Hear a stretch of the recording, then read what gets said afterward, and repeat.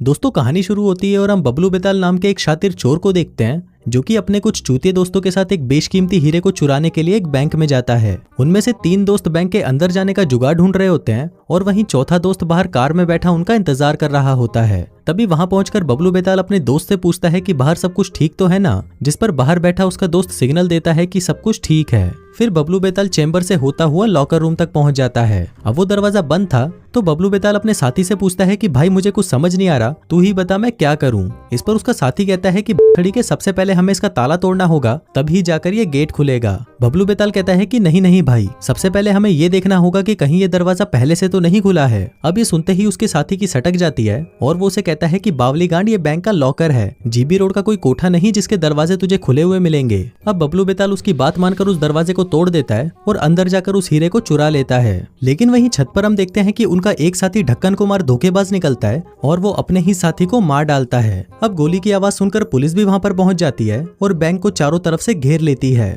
उधर बबलू बेताल जैसे तैसे पुलिस से बचता हुआ बैंक की छत पर आ जाता है, लेकिन छत पर ढक्कन कुमार पहले से ही उसका इंतजार कर रहा था, जिसके बाद वो बबलू बेताल की गांड तोड़कर उससे वो हीरा छीन लेता है। लेकिन इसी दौरान पुलिस भी हेलीकॉप्टर से वहां पर पहुंच जाती है, जिससे बचने के लिए वो दोनों एक रस्सी से लटककर एक अंडर कंस्ट्रक्शन बिल्डिंग के अंदर चले जाते हैं। उधर पुलिस भी उनको ढूंढते हुए वहां पर पहुंच जाती है और उनको देखते ही ढक्कन कुमार चुपचाप वहां से निकल लेता है। लेकिन वहीं बबलू बेताल उस बिल्डिंग में फंस चुका था, इसलिए वो एक वेंटिलेशन चैम्बर के अंदर जाता है और उस हीरे को वहीं छुपा देता है, जिसके बाद वो खुद को पुलिस के हवाले कर देता है और कहता है कि वो हीरा तो मेरा साथी ढक्कन कुमार ले गया और मेरे पास कुछ भी नहीं है। अब उसके इस जुर्म के लिए बबलू बेताल को 2 साल की सजा सुनाई जाती है और 2 साल बाद जब वो जेल से बाहर आता है तो वो बहुत ज्यादा एक्साइटेड था, क्योंकि अब वो सीधा उस बिल्डिंग में जाकर उस हीरे को हथिया लेगा और अमीर हो जाएगा। वहीं बाहर निकलने के दौरान बबलू बेताल जेलर से कहता है कि यार 2 साल हो गए और अभी तक मैं मुट्ठ मारकर ही काम चला रहा हूँ, लेकिन अब मैं यहाँ से सीधा मुन्नी के कोठे पर जाऊंगा और वहाँ पर 2-4 को तो एक साथ ही लपेट दूंगा। जिसके बाद वो और भी बकवास करने लगता है, जैसे कि मेरा 6 इंच का है और मैं लगातार बिना रुके 3 शॉट आराम से ले सकता हूँ।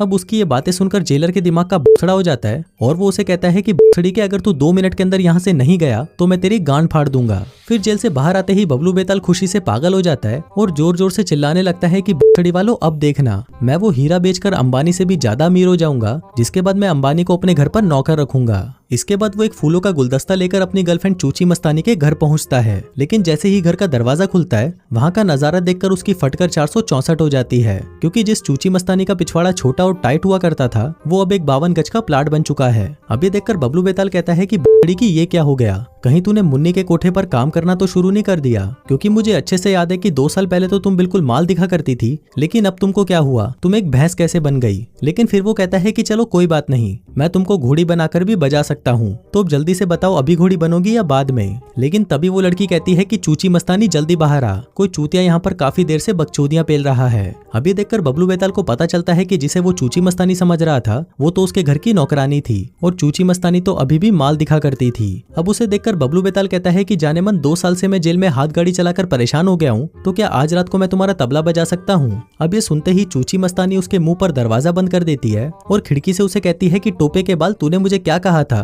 तू बैंक में काम करता है। जिस पर बबलू बेताल कहता है कि नहीं नहीं मेरी जान, मैंने तो ये बोला था कि मैं बैंक लूटने वाला हूँ। अब ये सुनकर चूची मस्तानी गुस्सा हो जाती है और उसे चूतिया बोलकर वहां से भगा देती है। इसके बाद बबलू बेताल अपना हीरा लेने के लिए उसी जगह पर पहुंचता है जहां पर उसने 2 साल पहले उसे छुपाया था, लेकिन वहां पहुंचकर वो देखता है कि वो अंडर कंस्ट्रक्शन बिल्डिंग अब एक पुलिस स्टेशन बन चुका है। अब ये देखकर उसकी फट जाती है, क्योंकि अगर वो पुलिस स्टेशन में चोरी करता हुआ पकड़ा गया तो सभी पुलिस वाले उसे वहीं दबोचकर उसकी गांड फाड़ देंगे। लेकिन अब कैसे भी करके उसे पुलिस स्टेशन के अंदर जाना ही था, इसलिए वो अपना हुलिया बदलकर एक पिज्जा डिलीवरी बॉय बनता है और पुलिस स्टेशन के अंदर चला जाता है।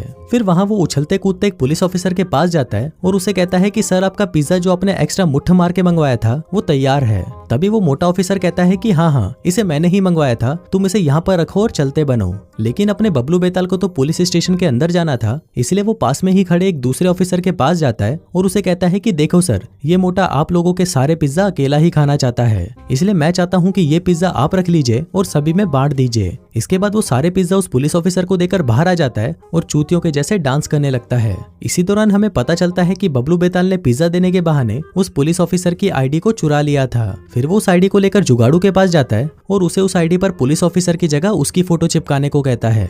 दरअसल वो ऐसा इसलिए करवा रहा था ताकि वो एक नकली डिटेक्टिव बनकर पुलिस स्टेशन के अंदर जाए और उस हीरे को वहां से चुरा लाए। इसके बाद वो रात को खूब सारी डिटेक्टिव वाली मूवीज देखकर खुद डिटेक्टिव बनने की प्रैक्टिस करने लगता है ताकि सभी उसे एक असली डिटेक्टिव समझें। जिसके बाद अगले ही दिन वो सूट बूट पहनकर उस पुलिस स्टेशन में पहुंच जाता है। यहाँ पर उसके हाव भाव से किसी को भी शक नहीं होता कि ये आदमी एक नकली डिटेक्टिव है। इसके बाद बबलू बेताल लेडीज टॉयलेट से होता हुआ उस वेंटिलेशन चैम्बर के अंदर जाने की कोशिश करने लगता है, लेकिन इसी दौरान वहां पर एक कैदी पुलिस वालों से भागता हुआ उस बाथरूम में घुस जाता है, जिसे देखते ही बबलू बेताल घबरा जाता है। लेकिन फिर जैसे तैसे करके वो उस चोर को मारकर वहीं पर बेहोश कर देता है। इसी दौरान पुलिस वाले भी उसकी आवाजें सुनकर वहां पर पहुंच जाते हैं और वहां पर उस चोर को बेहोश पड़ा हुआ देखकर वो लोग बबलू बेताल की बहुत तारीफ करते हैं। तभी एक सीनियर ऑफिसर उससे उसकी आइडेंटिटी पूछता है, जहां पर बबलू बेताल उसे एक नकली फाइल पकड़ा देता है जिसमें लिखा था कि बबलू बेताल इतना काबिल ऑफिसर है कि उसने अकेले ही पूरी दुनिया को थैनोस से बचाया था। अब ये देखकर सीनियर ऑफिसर उससे इंप्रेस हो जाता है और उसे बाहर फील्ड की ड्यूटी दे देता है, जिसमें गिल्लू गोबर नाम के एक ऑफिसर को उसका साथी बनाया जाता है।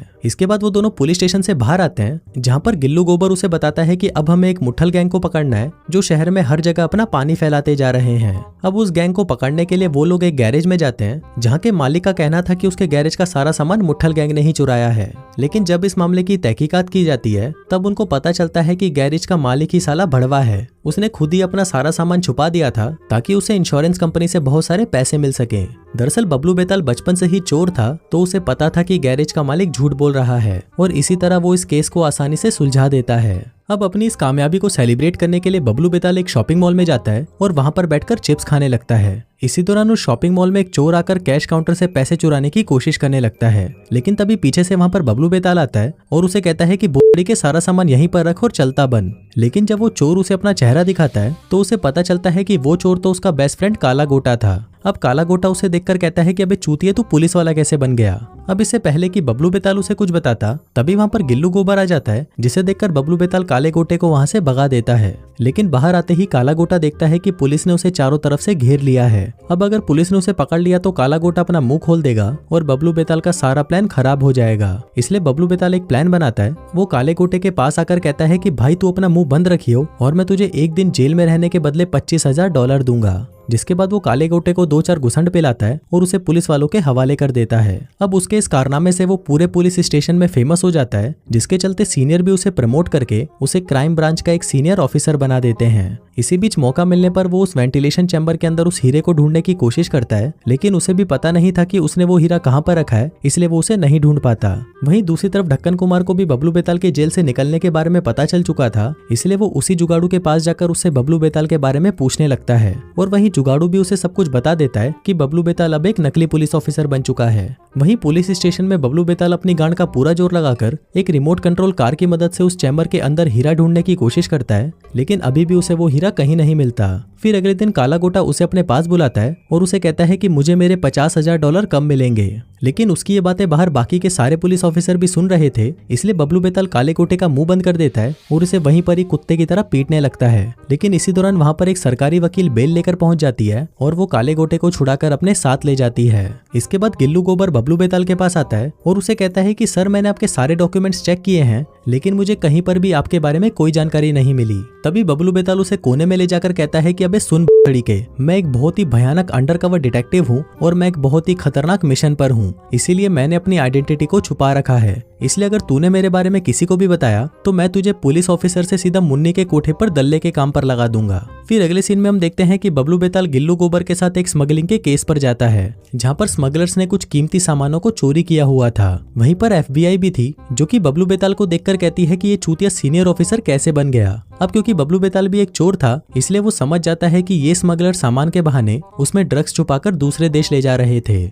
जिसके बाद वो बड़ी ही आसानी से उन स्मगलर्स को पकड़ लेता है और सारा ड्रग्स पुलिस वालों को जब्त करवा देता है। इसके बाद जब वो फिर से वेंटिलेशन चैम्बर में उस हीरे को ढूंढने की कोशिश करता है तो इस बार फाइनली उसे वो हीरा मिल जाता है। अब वो उस हीरे को पाकर बहुत ज्यादा खुश होता है, लेकिन इसी दौरान वहां पर FBI वाले आ जाते हैं, जिसके कारण वो हीरा उसके हाथ से फिसलकर उस ड्रग्स से भरे हुए लॉट में चला जाता है। उधर FBI वाले उस ड्रग्स को टेस्टिंग के लिए ले जा रहे थे, लेकिन तभी बबलू बेताल उन्हें कहता है कि अगर उन्होंने इस ड्रग्स को उन स्मगलर्स के लीडर तक पहुंचा दिया तो वो उस खेल के मास्टरमाइंड को आसानी से पकड़ लेंगे। अब FBI वालों को भी उसका ये प्लान अच्छा लगता है, जिसके बाद वो उसे और एक ऑफिसर को एक गांजे से भरे भरे हुए ट्रक में बिठाकर उसे उस लीडर के पास जाने के लिए कहते हैं। लेकिन फिर आधे रास्ते में ही बबलू बेताल उस ट्रक को रोककर उस हीरे को वहां से निकालने की कोशिश करता है। अब उसे वो हीरा मिला ही था कि तभी वहां पर काला गोटा और ढक्कन कुमार भी पहुंच जाते हैं उस हीरे में से अपना हिस्सा लेने। तभी ढक्कन कुमार उसे बंदूक दिखाकर उससे वो हीरा हथिया लेता है। लेकिन तभी वहां पर स्मगलर्स का लीडर आ जाता है और वो उस ट्रक को सीधा अपने अड्डे पर ले जाता है। इसके बाद जब वो वहां पर उन तीनों को देखता है तो उसे उन पर शक होने लगता है कि जरूर ये लोग पुलिस के आदमी हैं। लेकिन वही बबलू बेताल उसे समझाने लगता है कि नहीं भाई, हम तो तेरे जैसे ही एक चोर हैं। लेकिन उस लीडर को उसकी बातों पर विश्वास नहीं होता।